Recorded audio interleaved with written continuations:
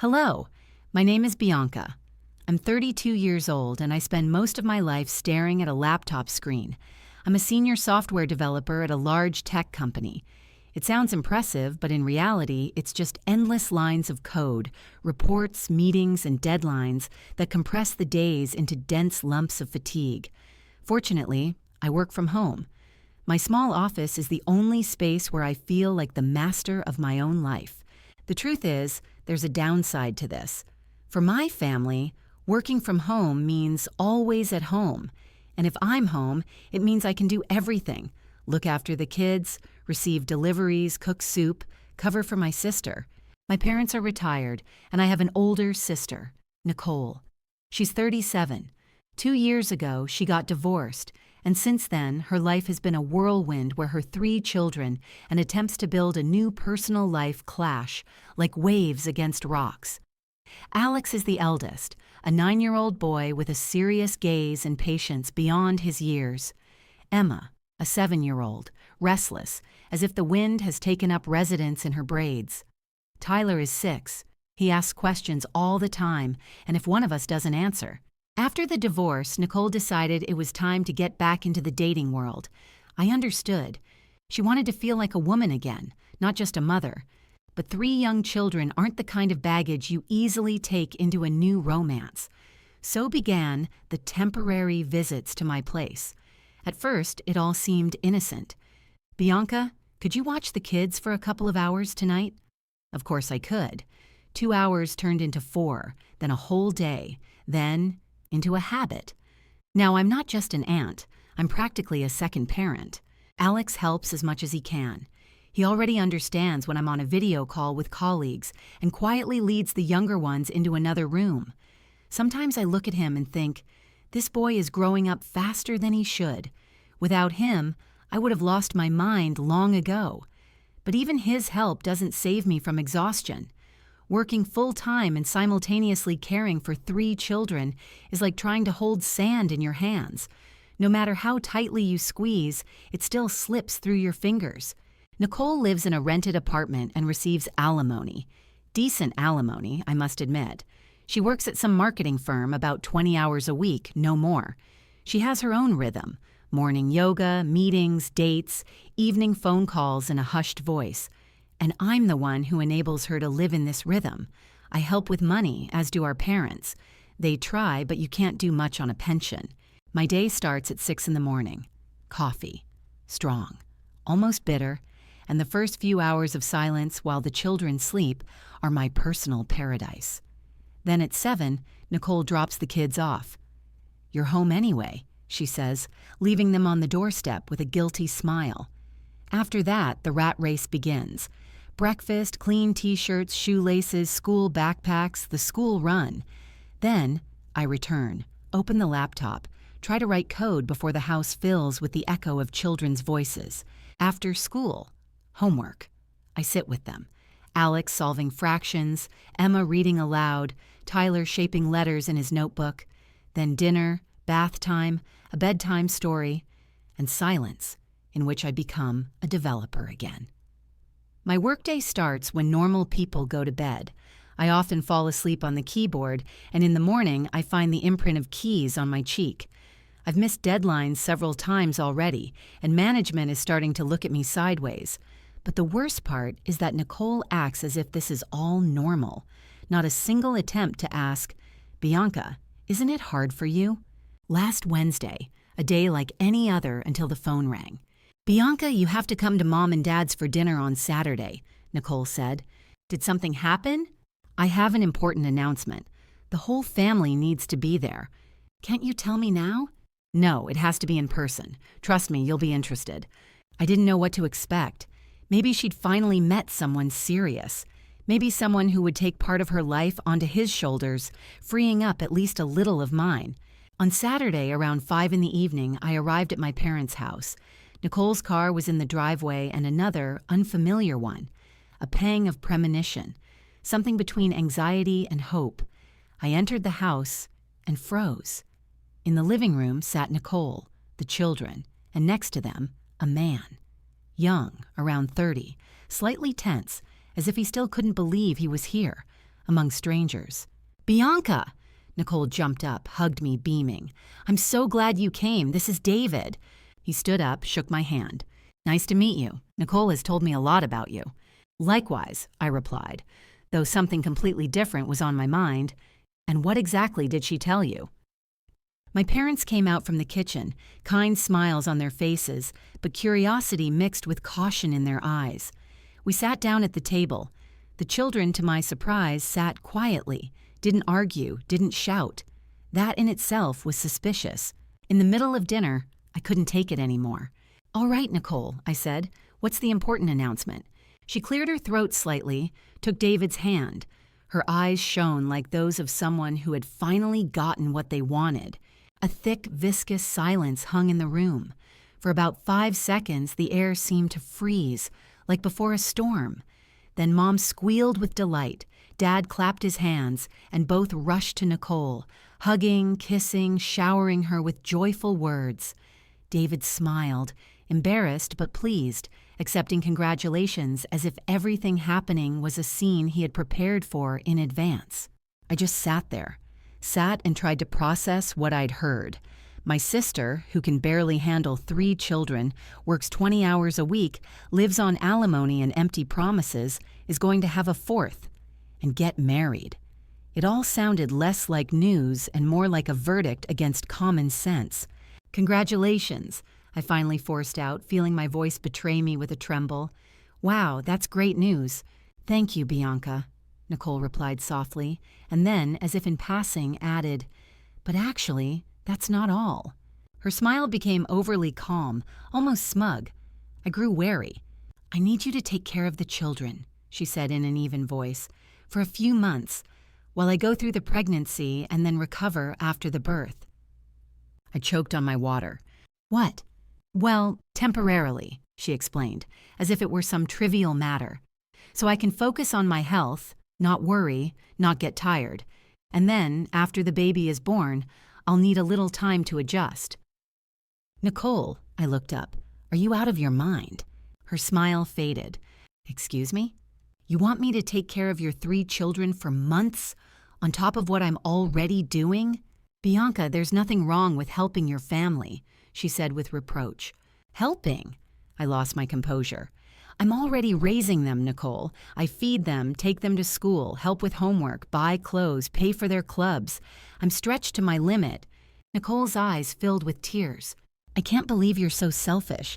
I thought you'd support me." I turned to my parents, looking for support, common sense, even a shadow of justice in them. But Mom looked at me sternly. "Bianca, you don't have children of your own," she said. "You don't understand how hard it is to raise them." "I don't understand?" I almost laughed.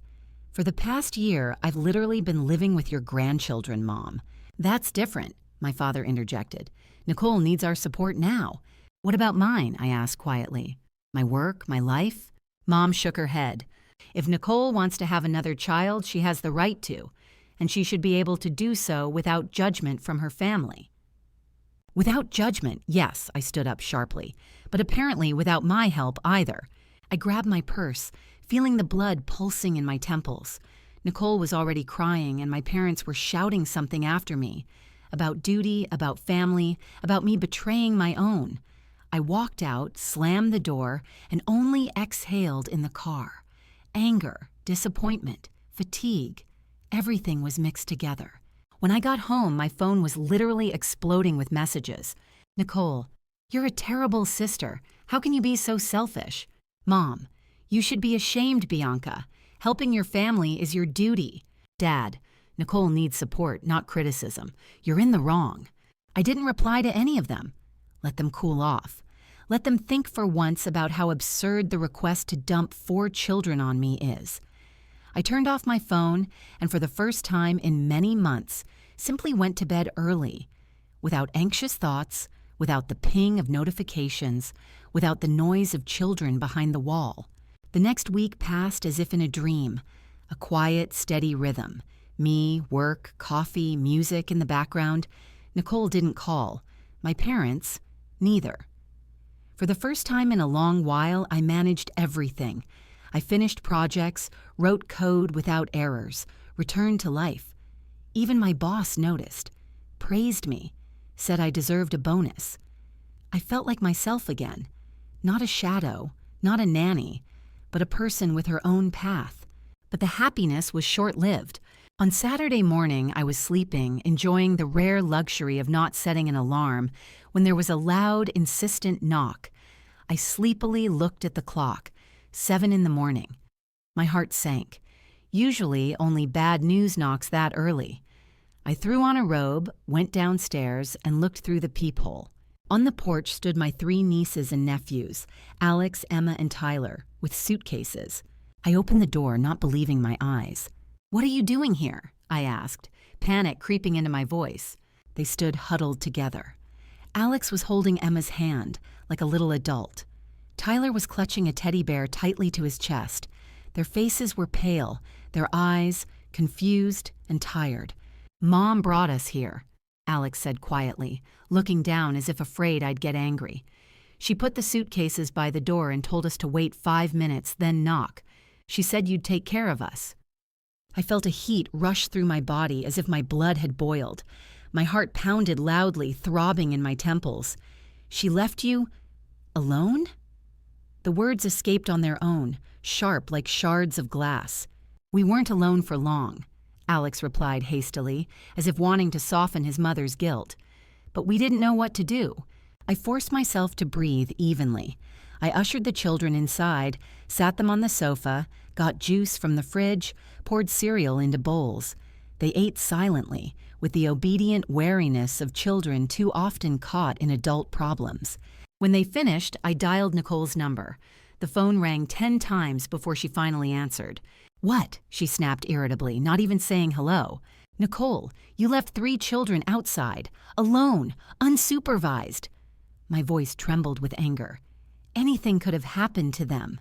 "Oh, please," she retorted with weary irritation. "It was 5 minutes. You would have taken them anyway." "Are you serious?" I couldn't believe my ears. "Have you completely lost your mind?" "Listen, Bianca." Her voice held a cold certainty. "I know you'll give in and help me. You always do. The children need stability." "Come and get them right now," I said firmly. "Can't," she replied curtly.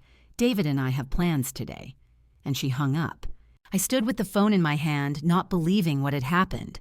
Then, without thinking, I dialed my parents. "Mom, Nicole just dumped the kids on my doorstep and left," I said, trying to stay calm. There was a pause, then a tired sigh. "Bianca, your sister is trying to build a life with David. She needs to focus on her relationship right now. Maybe she should focus on her children." I couldn't help it. "You need to stop being so selfish and help your family." Mom cut me off. I stared at the phone, unable to believe it. Everything was turned upside down. I'm selfish because I don't want to be a free nanny? I hung up and just sat down on a chair, feeling my legs buckle from fatigue. 20 minutes later, there was another knock at the door. Loud, sharp. When I opened it, 2 police officers stood on the doorstep. "Good morning, ma'am," one said. "We received a call. It was reported that you are planning to abandon 3 children." "What?" I almost laughed at the absurdity. "That's not true. The caller claimed you were going to kick your nieces and nephews out of the house," the second officer clarified. It felt like a blow to the head. Nicole. It could only be her. "Officers, it's quite the opposite. This morning my sister brought the children here and left them unattended on the porch," I explained, feeling my voice shake. One of them looked at Alex. "Is that true, son?" Alex nodded. "Mom brought us, put the suitcases down, and told us to wait until she drove away. Then she told us to knock on Auntie's door. Actually," I said, "I have surveillance camera footage. They're installed at the entrance. I can show you." The officers exchanged glances, and I got my phone. I had installed the cameras a couple of months ago after a series of burglaries in the neighborhood and hadn't told anyone about them. The video made it perfectly clear.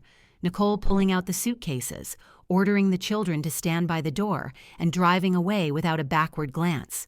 "This is clear evidence of child abandonment," one officer said.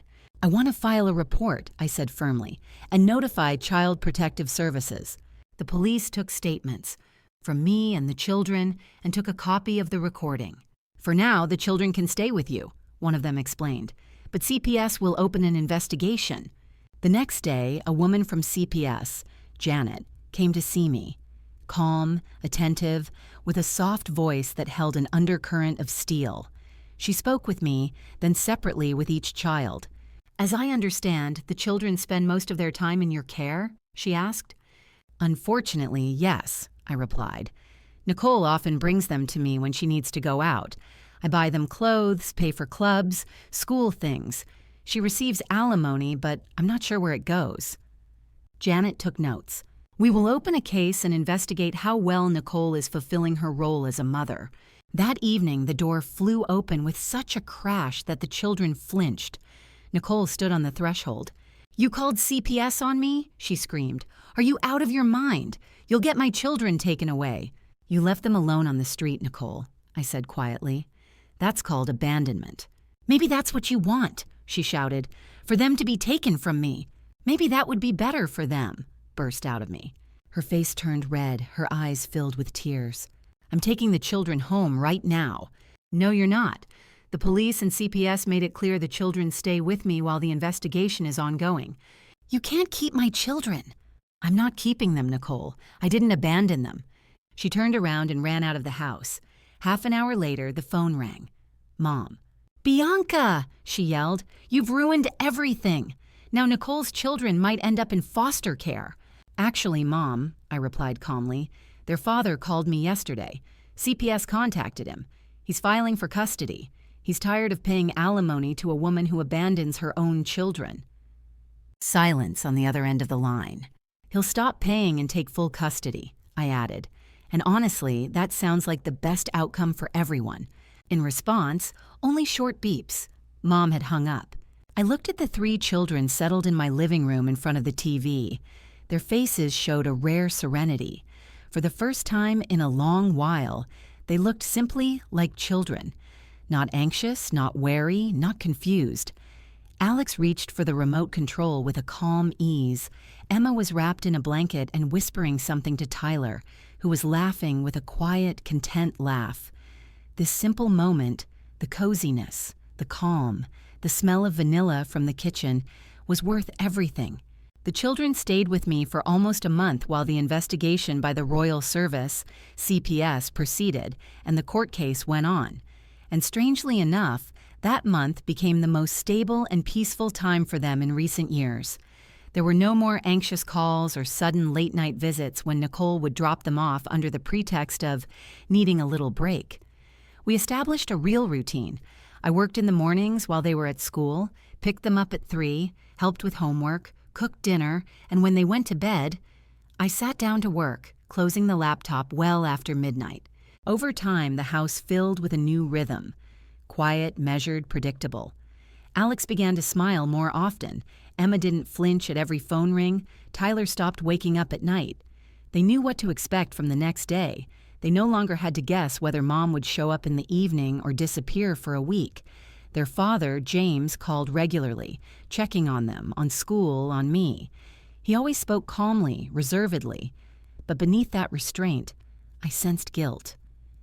"Bianca, I want you to know how grateful I am," he said one evening after the children were asleep. "I had no idea Nicole was doing this, that she was dumping everything on you. Turns out she's been doing it for over a year. I was paying her $2,500 a month in alimony, thinking she was taking care of the children. And now I realize the money went to dates, shopping, anything but them." He sighed. "But things will change soon. My lawyer is confident we have solid grounds for full custody." When the court day arrived, I took a day off. The room was crowded. Nicole with David, James with his lawyer, Child Protective Services workers, the children's teachers, and my parents, who, as usual, sat next to her. The air was thick, tense, like before a storm. Nicole was the first to testify. She approached the stand in a perfectly ironed dress, her eyes red, her voice trembling. "I love my children," she said, avoiding eye contact. "I was just going through a difficult period. I needed help. I'm a good mother." Her lawyer, carefully choosing his words, tried to portray me as an intrusive aunt, meddling where she wasn't wanted. as a woman who decided to take someone else's children under the guise of concern. Then James was given the floor. "Your Honor," he began, "I have been paying alimony faithfully for 3 years, believing my ex-wife was caring for our children. But it's now clear that all this time, their aunt, Miss Bianca, has been responsible for them. While Nicole was building relationships and spending evenings with her new partner, my children were living with her. I was called next. The prosecutor spoke evenly without pressure. Miss Bianca, describe your typical week with the children." "They were with me 5 or 6 days a week," I answered. "Sometimes all 7. I cooked for them, helped with homework, bought clothes, paid for clubs. Nicole would drop them off in the morning and often wouldn't pick them up until the next day." He clarified, "Did you agree to this voluntarily?" I shook my head. "Not exactly. It started with a couple of evenings, then became a habit.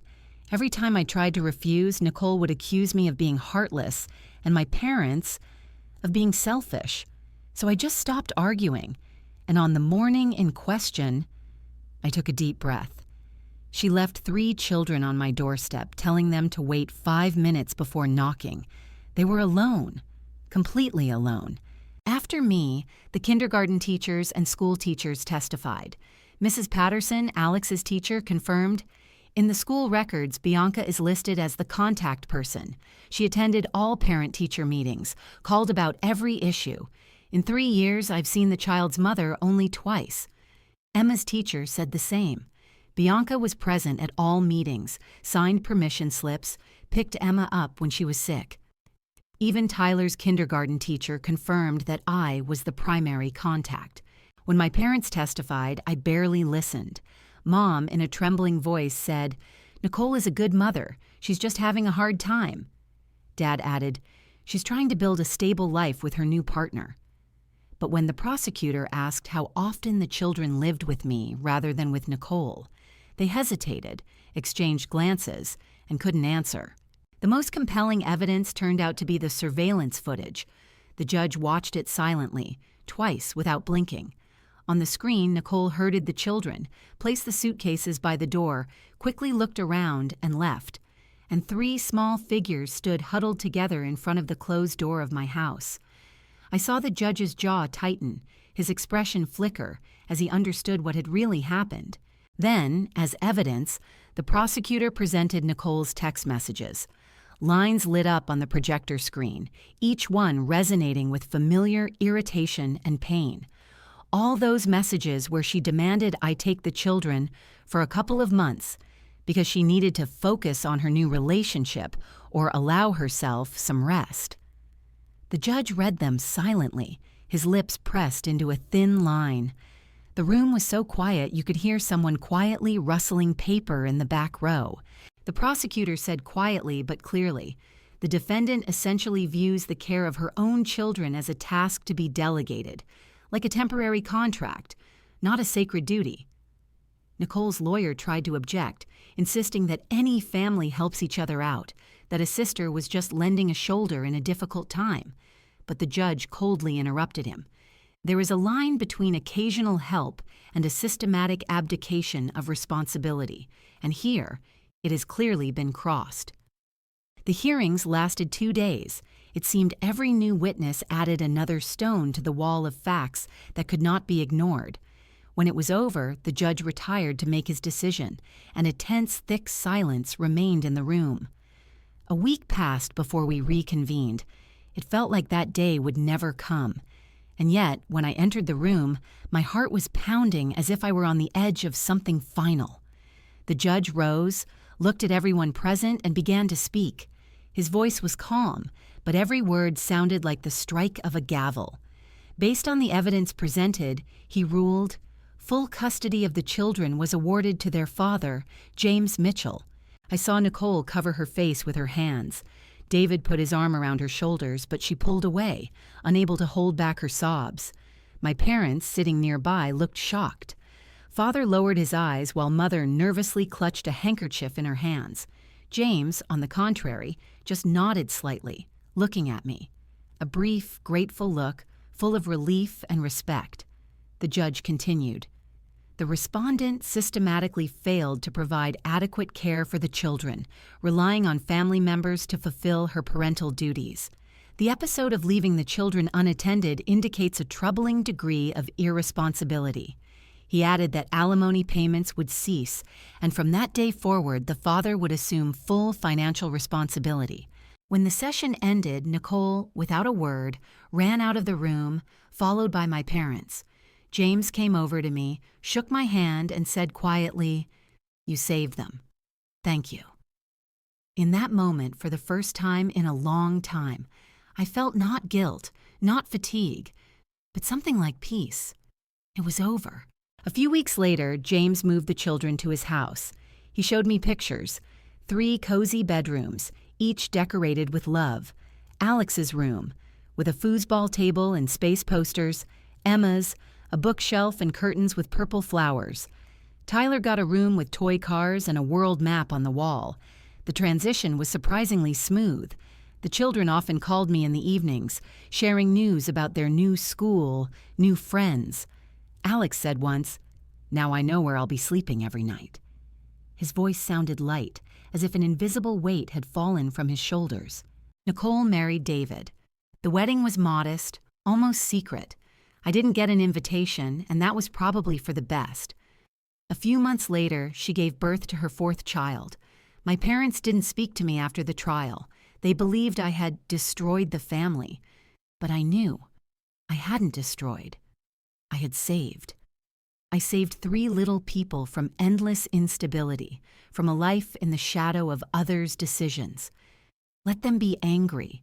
Let them whisper behind my back. I didn't care. I saw that the children were happy, and that was the only thing that mattered. 6 months passed. Life after the trial changed beyond recognition. For the first time in many years, I lived only for myself. My house became quiet. The morning hours, mine again. I could work without shouting, without children's quarrels, without the constant guilt of not being able to do everything at once. On weekends, I slept until 9, drank coffee, watched movies.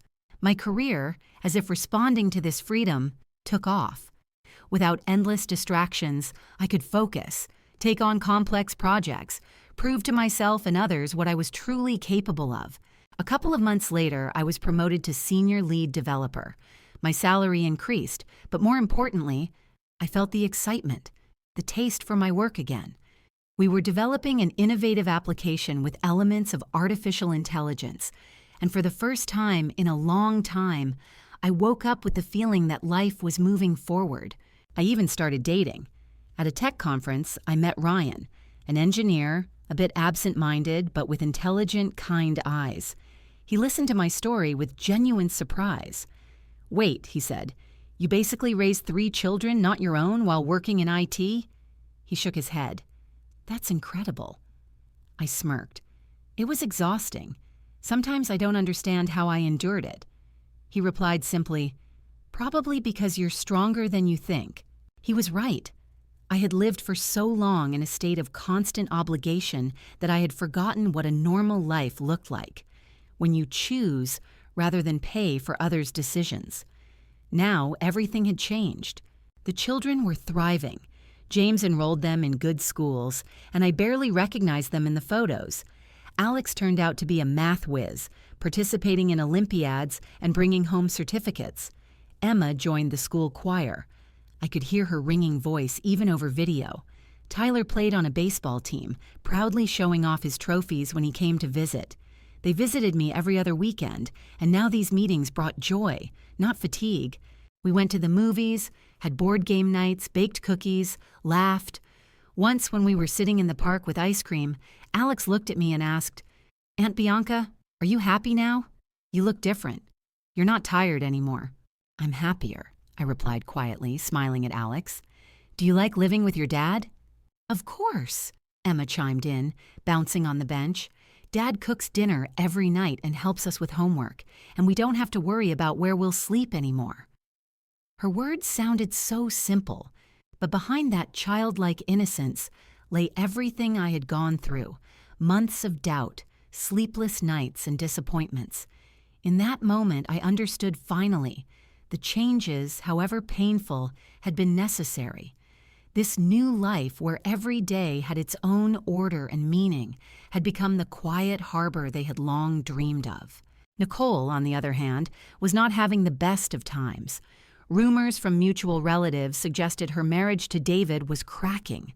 It turned out that caring for a newborn without the option of shifting responsibility for the older children onto others was not what she had bargained for. The life she had so insistently tried to build on her own terms had suddenly become an unpredictable burden. She had to get a full-time job because after the court decision, the alimony stopped, and David's income from sales was too modest to support a growing family. Sometimes I heard from Lisa, our cousin, that Nicole called her, asking to borrow money until the next paycheck, that she didn't have enough for baby food or diapers. But most relatives now knew the whole story and weren't quick to come to her aid. When a person too often abuses the kindness of others, there comes a point when even the softest hearts close. My parents were still angry. They couldn't forgive me for what they saw as betrayal of the family. Over time, I realized that fighting their resentment was pointless. For too many years, their lives had revolved around justifying Nicole's actions. We stopped communicating, and strangely enough, it brought relief. I was tired of feeling guilty every time I tried to simply set boundaries, tired of being the one always blamed for others' mistakes. But the other relatives, after the storm of judgment and gossip, gradually came to terms with it. One evening, my cousin Mark called. His voice sounded uncertain. "Bianca, I owe you an apology. We all saw that Nicole was taking advantage of you, but no one wanted to get involved. You did what none of us would have dared to do. You did the right thing. Those children are better off now, and maybe that's what Nicole herself needed, to face the consequences. Maybe her own child will teach her responsibility." I listened to him, and a strange feeling of gratitude mixed with fatigue. Better late than never, the acknowledgement had come, and there was something cleansing in that. A year after the trial, I bought my first house, a dream house, with a spacious living room, 3 bedrooms, and a sunny office where I could now work without constant pressure. Roses bloomed in the backyard, and an old maple tree cast a shadow on the wooden deck. I had a housewarming and invited James and the children. Their delight was genuine. Alex immediately took a spot at the computer in my office, Emma ran around the garden collecting fallen leaves, and Tyler rolled on the grass like a little puppy. "This is just incredible, Aunt Bianca," Emma exclaimed. "Thanks, kiddo," I laughed. "You'll always have your own rooms here." When the children ran off to explore the house, James came over to me. He looked calm, but his eyes shone with genuine gratitude. "I can never repay you for everything you did," he said. "I know it cost you your relationship with your parents and your sister." I shrugged. Those relationships were sick. So be it. At least now I can breathe freely. He smiled. "And the children are thriving. Alex got an achievement award last semester, Emma is one of the top students, and Tyler became the captain of his team. They're wonderful, and all they needed was stability. You gave it to them first, and now I'm trying to maintain it. You saved them from years of chaos." When James and the children had left, I stood by the window for a long time, looking at the garden bathed in the evening light. I thought about how strangely our lives intertwine, how often kindness requires strength, and resolve requires letting go of the familiar. Looking back, I realized that confrontation with Nicole had been a turning point not only for the children, but for me as well. I had lived for too long yielding, giving in, excusing others' irresponsibility, just to not disturb the fragile family peace. But peace built on silent acceptance of injustice is always an illusion. Sometimes, love for family is expressed not in sacrifice, but in the ability to say no, firmly, calmly, without malice. But finally, Nicole had grown accustomed to thinking I would always be there, that I could handle anything, like a free nanny, a convenient cushion for her whims. She went so far as to essentially abandon her children on my doorstep, confident that I would accept even that. But there comes a moment when you have to choose. Either continue to be part of someone else's drama, or stand up for those who cannot protect themselves. Those 3 children deserved more than to be casual witnesses to someone else's irresponsibility. They deserved a home, love, certainty. Now they had all that, and I had my life, finally belonging to me. I was proud of my choice. Yes, it cost me a lot: family, peace, familiar bonds. But in return, I got something more: a sense of inner truth that cannot be bought or begged for. Sometimes, to remain human, you have to accept that some people will never forgive you. But that forgiveness isn't needed when you live in accordance with your conscience. Now, looking ahead, I knew I would never again allow anyone to dictate who I should be or how much I should endure. A world built on honesty and personal boundaries, even if smaller and quieter, is stronger than any approval. And standing on the threshold of my house, listening to the children's laughter coming from the open window, I felt for the first time truly, I am free.